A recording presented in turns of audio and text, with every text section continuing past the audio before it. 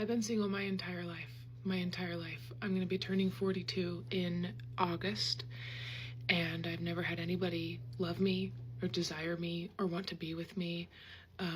And I have so much love that I feel like that is inside of me with nowhere to go because it can't transfer to friends or my family or my parents because it's something separate, it's something different.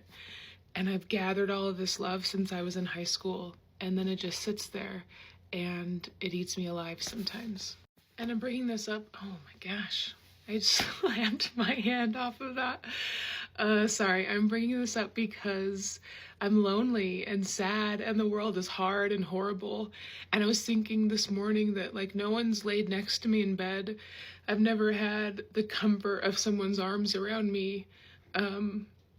When I've had difficult moments, I've gotten through them by myself most of the time. Now I have a beautiful family of brothers and my mother and my dad when he was alive, and I love them. I'm grateful for them.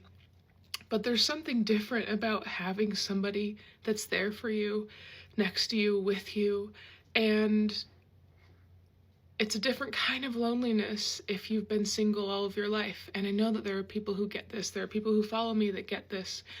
But I was thinking about it in terms of just bigger worldly issues as well. The fear of the world and the difficulties that we are seeing. And again, this is minuscule on the level of what some people are facing. But it doesn't mean that it's nothing. And I have to figure out how to deal with these feelings. But the idea that like I don't go home and somebody's there to talk with and cook dinner with and It is time for women to come back to the table and come clean. $15 trillion pumped into an economy. There is no more money. There's about to be not a global recession, a global reset. Winter is coming. Ladies, you got to realize there's more of you than us. You got to try to get on his page, in his boat, in his raft. That means his program. Watching my ex thrive, it's a beautiful thing, but it's really triggering for me because I walked away with literally having to start over after 12 years of starting over, of wondering if I'm going to be able to keep a roof over my head with my boys and not being able to just go out and play in our backyard like we used to, and wondering if I'm going to be able to feed them. You know what, man? Any guy who gets left, maybe his wife divorces him or his girlfriend leaves him, every man should strive to achieve this level of success and thrive this much that your former girlfriend or your ex-wife opens up her front camera and tells the world your success literally is triggering her. She literally said it triggers her. She's triggered. Yes, she is. She's triggered that this man is living his best life. And what she really don't like is the fact that he's the father of her kids. So she pretty much got to see this man forever. He probably got a new woman that's finer and younger than her. She just need to go back on her hands and knees and beg this man to take her back. But we know they got too much pride to do that. One thing that really gets on my nerves about dating men is them not giving you the space to be a person, to have a personality. I have run into this with so many men where they just stop at my looks, or they want me to be nothing more than my looks. They don't care that I have an advanced degree. They don't care that I've traveled the world, lived in multiple countries. They don't care that I have a personality. Or maybe it's not that they don't care, but they're surprised. And I take offense to that. I truly do. And it's just like, I don't know. I get irritated when men choose to not see me as a person or become less interested when I am a person. Like, oh man, I've seen the whole pretty girl dating and other women going through this as well. But I don't get it. I hate it, honestly. And it's just like, what's the point? Do you not like women? Can I not be a person? Like, what? Ma'am, you're average looking at best. Or like running into the type of men who are intimidated by my intelligence. Like, I know a lot about a lot of random subjects. So whenever I try to add to the conversation, or I don't know, like even just give them some info on like an issue that they're having or recommend something, it's like they're seeing me for the first time. And I'm always myself, so it's just like, what? I don't know. Some guys, they really get off on being able to teach somebody something, or like mansplaining, or whatever the case may be, and that's my number one pet peeve. But yeah, I have found that guys don't like me. Guys, I truly think that there's no species on earth as more arrogant as some black women can be. And a lot of these women have the confidence to say this with a face full of layers of makeup and paint. Why do women who are not 9s and 10s think they are 9s and 10s? Man, it's really something that I think scientists and researchers need to study one day. Hooking up with men, stop hooking up with them because No, stop hooking up with the men. Stop hooking up with the men, period. Tell me why. I was abstinent. I was not celibate, but I was abstinent for like 3 months straight. Like, there were no activity going down there. Like, nothing, right? But in that time, I was talking with this man. Like, we were just casually talking, going to dates, yappa and stuff like that. He was very nice, very quick. Like, very nice, like, gentleman-like. It was just a mask, yo. It was a mask. Calm down. After I gave it up, right? 2 days later, I start smelling a funky smell down there. I know my honey pot. I know it doesn't smell.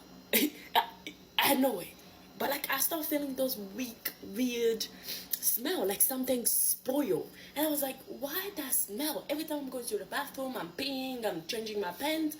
Like, I can still smell it. Even after I shower, I still smell it. So I was like, there's something wrong with me. So I started feeling a little bit itchy down there. So I went to the doctor. I did the test, like HIV, chlamydia, stuff like that. All of that was negative. Why this doctor is telling me I have a fungus that's living in my coochie?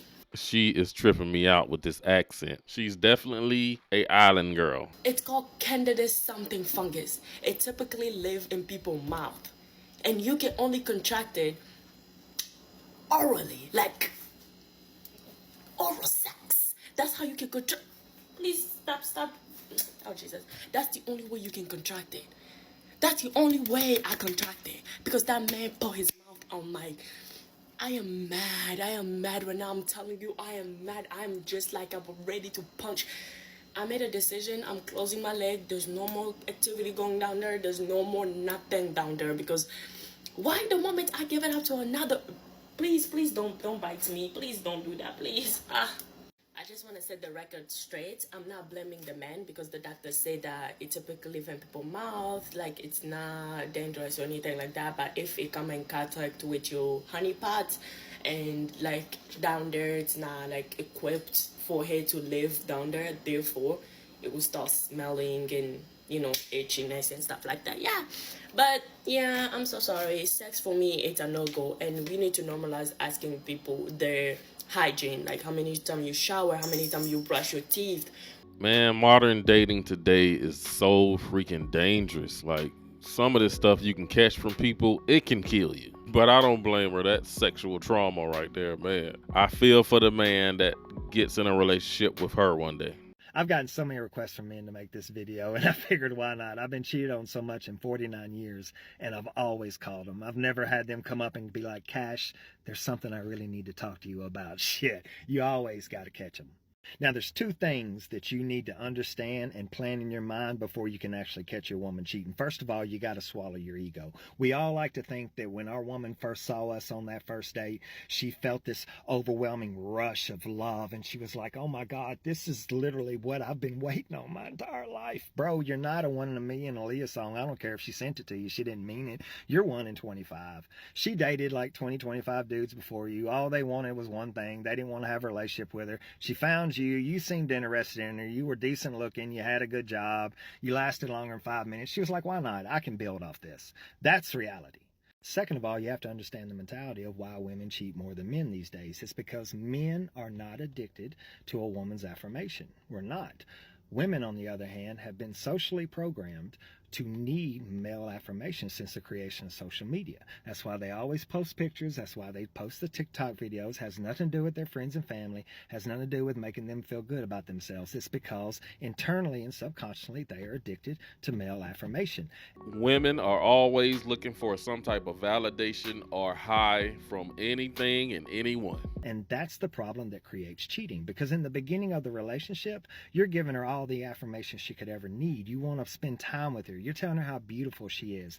That new honeymoon phase, that spark, that passion is there. So she doesn't need outside affirmation because you're taking care of business. But the problem is we're dealing with reality here. We're not talking about unicorns. That cannot be sustained. We have to work. We have to take care of kids. We have problems. We have bad days. We can't always be that man that makes her feel good about herself. And that's when the problem arises, because women confuse love with the affirmation that a man gives her in the beginning of the relationship, and that is why she cheats. Now, this is how you catch them. Men, we've been manipulated into believing that if we go through a woman's phone, we're insecure. If I park my car out in a sketchy-ass parking lot that's full of a bunch of thieves that are constantly checking it out, and I have to go into work, am I insecure if I'm constantly looking out the window and checking on my car, or am I intelligent? Now, for most women, decent head on their shoulders, you only get one shot at catching them cheating, my friend. If you were one of those dipshits that went through her phone and it was some petty stuff that she could easily explain, bro, you have blown your cover, okay? From that point on, everything will be deleted. Every T will be crossed, every I will be dotted. Now, this is how I've always caught them cheating, and I do this 2 or 3 times a week. I call it a quick phone sweep. I try to get in and out of her phone as quickly as possible to decrease my chances of actually getting caught. The first thing I do when I open it up, doesn't matter if it's Apple or Android, I'll go to her text messages and I'll try to create a text message. It'll bring up a list of people she texts a lot. If you see a name up there and there's no text messages underneath it, that's probably the guy she's cheating on you with.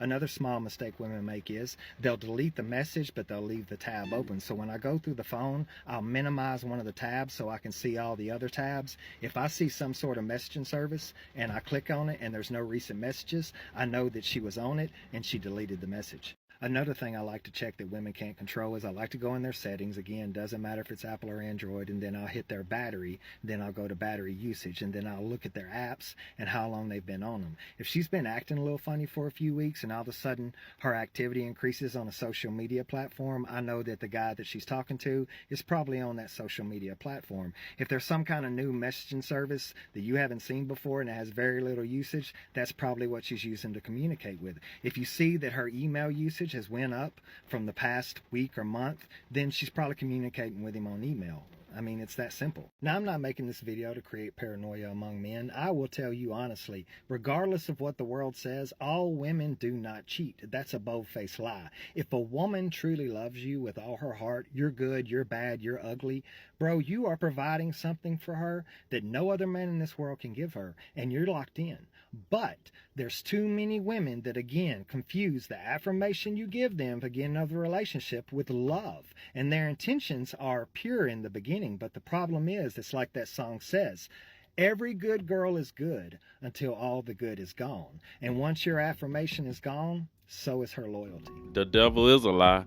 Guys, any woman that you are dating or in a relationship with, and you just feel you got the intuition that you got to look through her phone or wondering who she's messing with, you need to leave that woman ASAP.